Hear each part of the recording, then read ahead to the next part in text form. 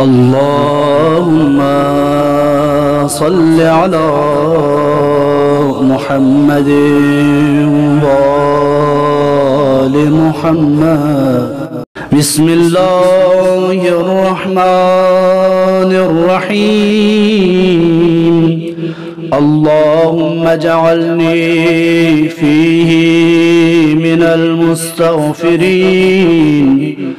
واجعلني فيه من عبادك الصالحين القانتين، واجعلني فيه من أوليائك المقربين برأفتك يا أرحم الراحمين. اللهم صل على محمد وآل محمد.